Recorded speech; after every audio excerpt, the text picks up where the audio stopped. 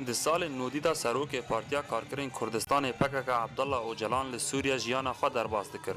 Di sala 1989 da dewleta Tirkiye û alîgirên wê dest bi zexteke siyasî û leşgerî li ser Sûriya kirin ji bo derxistina Öcalan.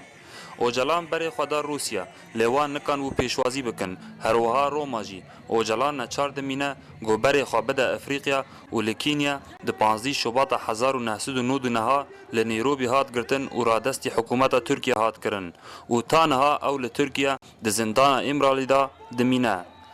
Alîgirên PKK ji wê demê de her sal roja girtina Öcalan şermezar dikin. Li Kobanê bi boneya salvegera roja girtina Öcalan meşek hat li darxistin ji aliyê tevgera Civaka Demokratîk tevdem ji bo şermezarkirina wê rojê û bi hezara welatiyên Kobanê tevlî wê meşê bûn.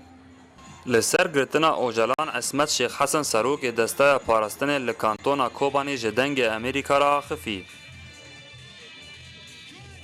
و ام به روزه دیسا شرمزار دکن و ام دبه و کس نکام به اراده گل کرد بشکینه و کس نکام به روزه گل کرد طاری بکه روزه هانه رش لسر گل کرد اما بگین رونایی به تکوشینا حواله یپکه و یپجه Sadiq Alûş welatîkî ji Kobaniyê ew jî tevlî vê meşê bû û tîne ziman gogirtina Öcalan nakeve xizmeta aştiyê û heya ew nêberdan û wê çareserî li Tirkiye çê nebe. Abdullah Öcalan di dîna me da em dibêjin aşitî û demokrasiya dinyayê.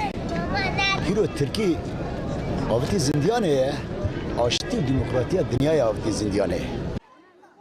Welatiya bi navê Narîn Hemze ya gobeşdarî meşê bibû bangewazî li hêzên navnetewî dike got piştgiriya doza Kurd bikin û wê diyar kir gobeşdariya wan di meşê da ji bo daxwaza azadiya Öcalan e.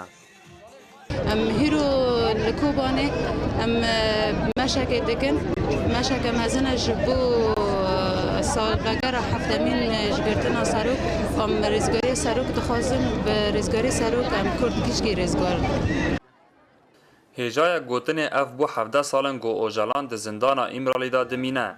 Ji wê sedemê jî ne tenê li Kobanê meş hatin li darxistin. Lê li gelek bajarên Rojavayê Kurdistanê roja girtina Öcalan hat şermezarkirin. Mahmûd Balî dengê Amerîka. Kobanê.